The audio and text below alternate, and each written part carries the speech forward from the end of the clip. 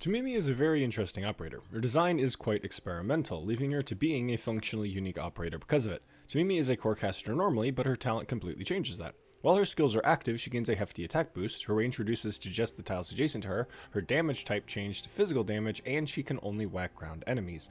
With her module, her range is expanded so it includes the two diagonals, which does make her module very helpful for her usage. Her S1 is literally the same as Tactical Chant Gamma, it boosts her attack speed by 90, which is pretty significant, especially with her talent. While Tomimi's skills are active, her attack is boosted from 649 to 1492, meaning that with the 90 attack speed boost, she outputs 1771 DPS with quite decent defense piercing capabilities.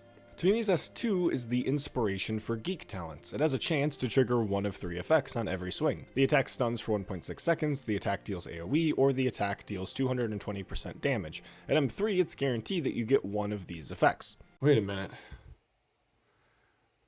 Stun? AoE? Significant instance damage boost?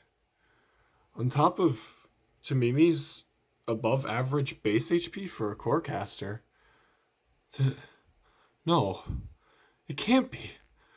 It's impossible. It's Tomimi.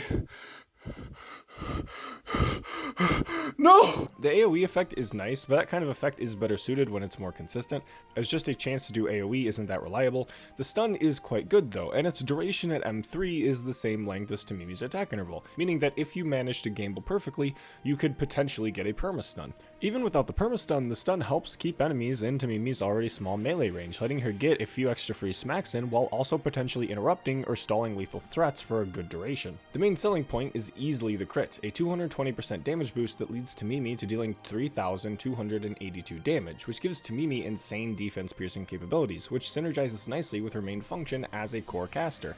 You can kind of think of her S2 as a Diet KO Bay S3. The insane instance damage boost makes up for the fact that you're dealing physical damage, just, at a chance. And that's it. That's what Tomimi does. She's a very simple operator, but that's not what you want, is it? If you're watching this, then you're probably expecting me to talk about the secret use cases of Tomimi and why she's actually really good and misunderstood. You want to hear me discuss the use cases and her niche, but that is her niche. When her skill is active, her range decreases and her attack increases, and she does physical damage. That's it. That's all she does. That is the extent of her identity. But how good is it? Well, it's honestly quite replaceable. Caper's S2 is capable of dealing 2050 DPS at melee range compared to Tomimi's S1's 1771. And although Tomimi has defense piercing on top of that, and auto charge instead of offensive charge, you would still be better off just using Caper because her crit talent makes up for that lack of instance damage.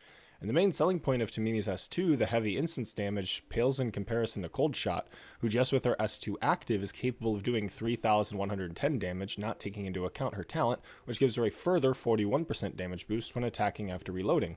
And this is also being guaranteed instead of a 33% chance, and is capable of hitting air.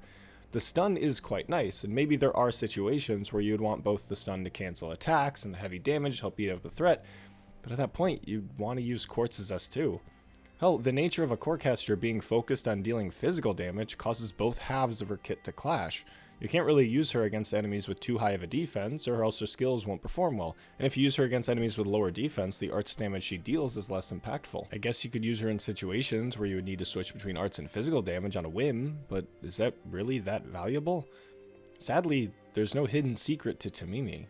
Although functionally unique, in practice, anything she provides is something that another operator is capable of providing, if not better. You came to this video to hear my thoughts on Tomimi, didn't you? I'm the guy who's honest about operators, even the ones that suck to most people. So here it is.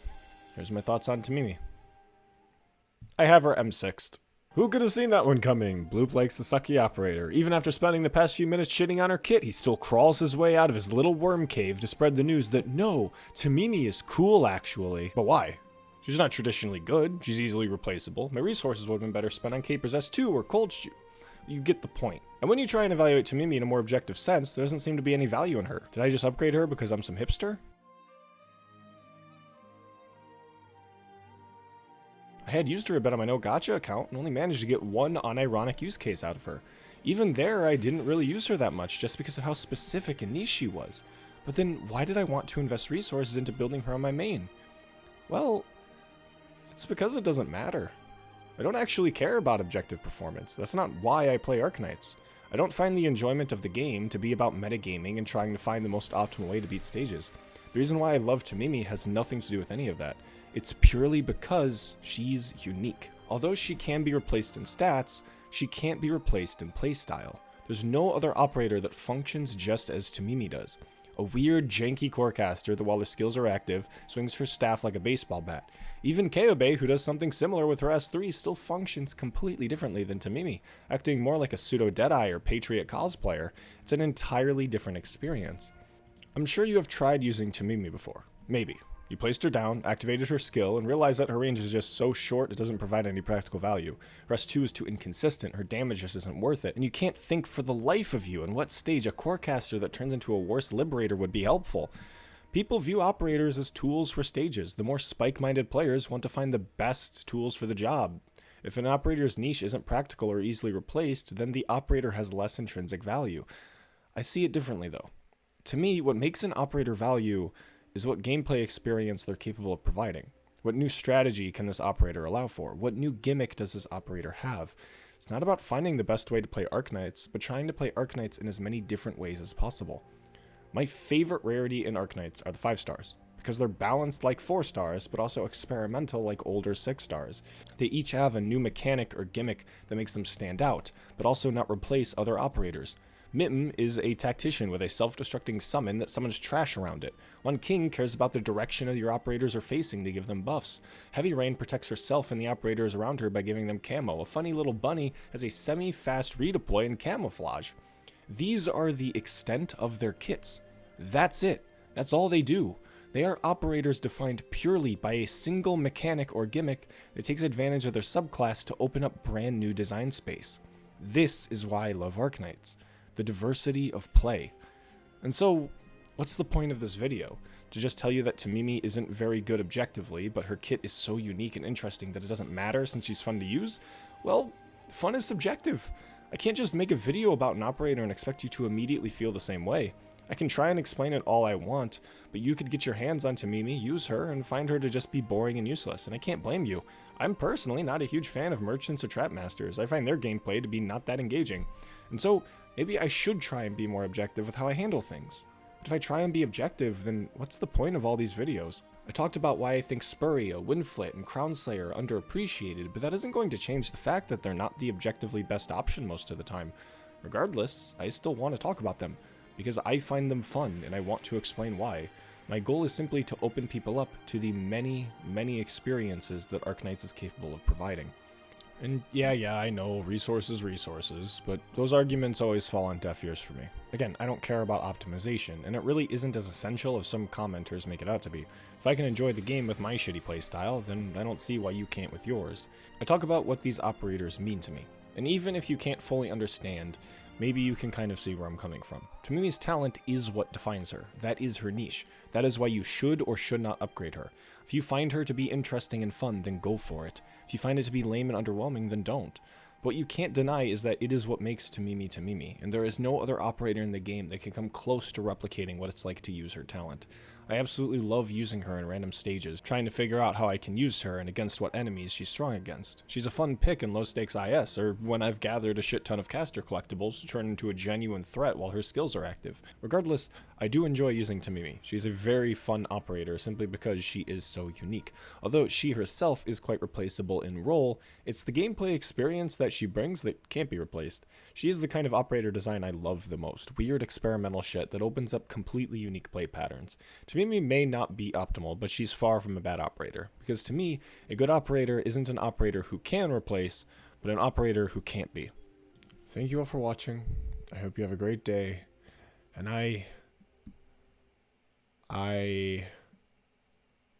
wait, what the fuck am I doing? I'm just gonna end it here after talking all of the schmaltzy crap about valuing the experience each operator gives you? No, fuck that. You guys came for a Tomimi video and you're getting a Tomimi video. Outclassed or not, she's fucking awesome, and I just won't stand for it. Tomimi's S1 is probably her go-to skill most of the time, simply because it's consistent. A straight up 1700 DPS is quite significant, and as I said, it has decent defense piercing, meaning that her matchups extend far beyond just enemies with non-existent defense. The role of a core caster is to be able to deal with enemies with good defense, and so her attack boost is meant to help compensate for that. With a 130% attack boost, melee Tumimi will end up dealing more damage each shot compared to caster Tumimi, given the enemy has at most 800 defense and no resistance. However, due to the attack speed increase, Tumimi will deal more DPS than at base against enemies with up to 1150 defense. Now, you shouldn't be using Tumimi against enemies these tanky, as the DPS increase is very marginal. Typically, Tumimi is better suited for the mid-range defense category, around 500 to 800 or rank B or lower. These are Tumimi's best matchups, especially if those enemies have very little or completely lack resistance. She can chip away at a range with them with her arts damage, and then shred them while her skills are active when they get too close. The main benefit of Tumimi's S1 is consistency, since her S2 is everything but that. Since Tumimi's S2 is a geek skill, she has 3 completely different non-synergistic effects. It's quite hard to reliably use since there's no additional passive benefit, and the skill itself kind of requires Mastery 3 since pre-M3 you're not even guaranteed to get a buff in the first place. The skill doesn't actually boost Tumimi's DPS unless you're hitting the 220% crit. For being generous and assuming that you hit the crit every third attack, Tumimi ends up with just 1306 DPS, which is 400 less than what her S1 provides. However, as I said earlier, the main benefit of this skill is its sheer instance damage.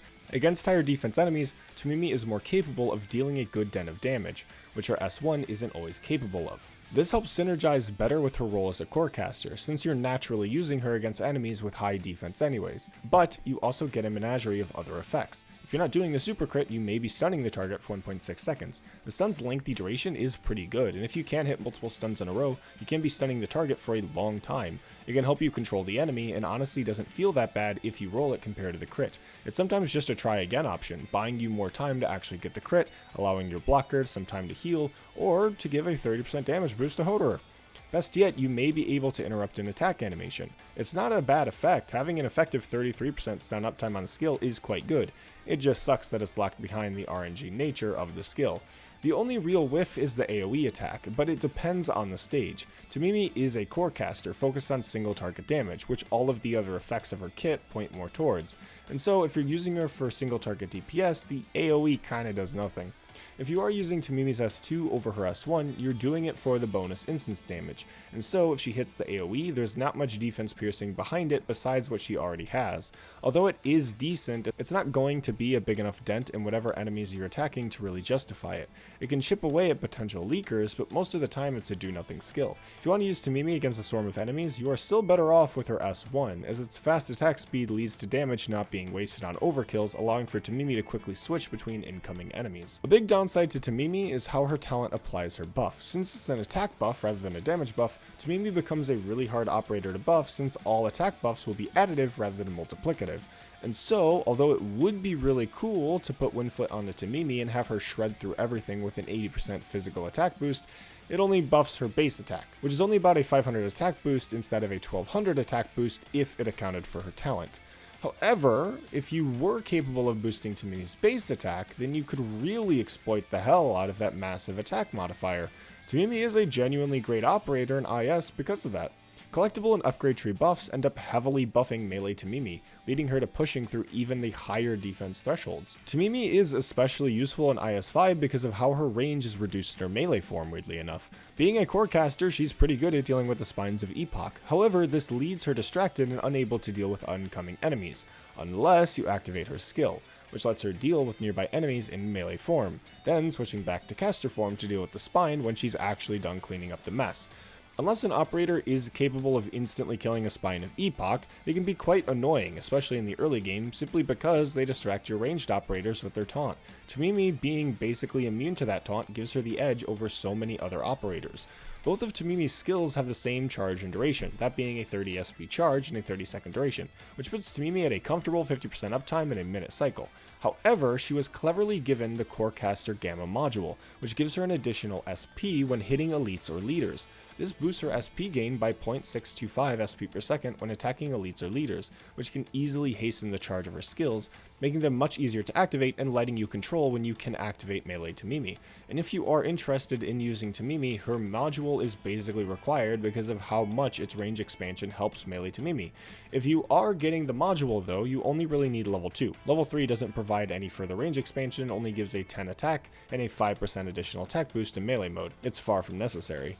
Tomimi is an awesome operator, and long story short, it's not because she's incredibly powerful or provides some game-breaking niche, it's just because she does something that no other operator does. She's fun, she's gimmicky, and that's all I could really ask for. She's so much more than just an operator, she's an entire gameplay experience on her own, and I recommend giving her a shot, even if you already had long ago. The operators you bring into a stage shouldn't always be the best options. Sometimes it's fine to just let loose and play with something interesting and unique, because how else are you going to experience the infinite treasure trove of gameplay experiences that Arknights has beneath its surface? Remember, there are no bad operators, just bad mindsets. Thank you all for watching, I hope you have a fantabulous day, and I love you all.